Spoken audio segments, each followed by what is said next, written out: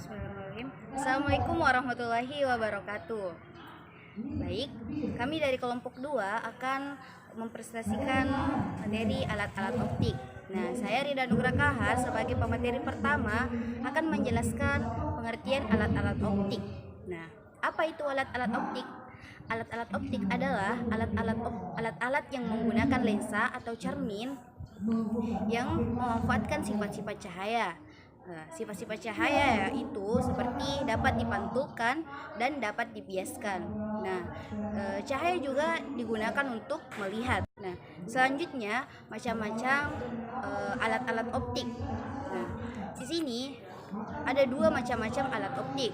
Yang pertama, alat-alat optik alamiah dan alat-alat optik buatan. Nah, alat-alat optik alamiah yaitu mata, dan alat-alat optik buatan seperti kacamata, mikroskop, endoskop, teropong, dan masih banyak lagi yang lainnya.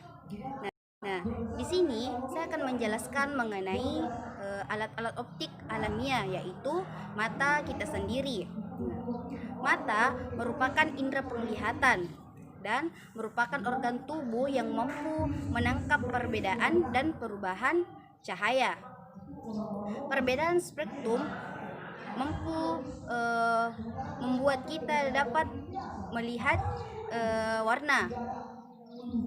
Tanpa cahaya kita susah melihat warna. Nah, mata berfungsi untuk menerima, memfokuskan, dan mentransmisikan cahaya. Ya, saya ulangi. Mata berfungsi menerima, memfokuskan, dan mentransmisikan cahaya melalui lensa mata yang menghasilkan bayangan objek yang kemudian diterima oleh retina mata. Ya, sekian dari saya. Assalamualaikum warahmatullahi wabarakatuh. Saya akan menjelaskan tentang pengertian kamera. Kamera adalah alat untuk mengambil gambar. Cara kerja kamera hampir sama dengan mata, yaitu cahaya yang masuk difokuskan ke lensa, kemudian ditangkap oleh retina yang merupakan sensor pada kamera. Selanjutnya ada kacamata. Kacamata adalah alat optik yang digunakan untuk membantu penglihatan orang-orang yang memiliki cacat mata, seperti rabun jauh, rabun dekat, atau mata silindris. Kacamata terbuat dari dua lensa, yaitu lensa cekung dan lensa cembung. Frame atau kerangka yang digunakan untuk menyangga lensa. Cara kerja kacamata yaitu menjatuhkan bayangan tepat di depan retina, mendekatkan titik jatuh bayangan pada rabun dekat, dan menjauhkan titik jatuh bayangan pada rabun jauh. Saya akan menjelaskan tentang rumus untuk menentukan kekuatan atau daya lensa. Disimbolkan dengan P sama dengan 1/F. P adalah kekuatan atau daya lensa atau dioptri, dan F adalah jarak fokus benda.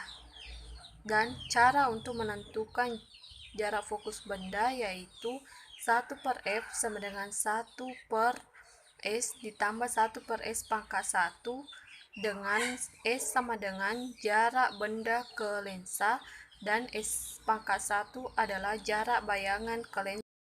Baiklah, di sini saya akan menjelaskan macam-macam alat optik. Mikroskop. Mikroskop merupakan alat optik yang digunakan untuk melihat objek-objek yang sangat kecil yang tidak dapat dilihat oleh mata. Cara kerja mikroskop adalah dengan cara memperbesar bayangan hingga tampak lebih besar dan lebih jelas. Mikroskop terdiri dari dua lensa cembung, yaitu lensa okuler dan lensa objektif. Perbesaran pada mikroskop sama dengan perkalian antara pembesaran pada lensa okuler dengan pembesaran pada lensa objektif. Selanjutnya adalah proyektor. Proyektor adalah alat optik yang digunakan manusia untuk menampilkan data dari komputer atau laptop ke bidang datar seperti layar ataupun tembok. Cara kerja proyektor adalah menggunakan prinsip pembiasan cahaya. Panel LCD pada proyektor akan menghasilkan cahaya. Semua cahaya yang melewati panel akan berpadu melalui prisma yang ada di dalam proyektor. Kemudian, perpaduan cahaya ini akan terpancar menuju layar proyeksi atau bidang datar seperti tembok. Baiklah, itulah materi yang sempat saya sampaikan. Terima kasih. Bismillahirrahmanirrahim. Assalamualaikum warahmatullahi wabarakatuh. Nama saya Sri Rahayu dan saya akan menjelaskan salah satu jenis alat optik yakni teleskop atau teropong.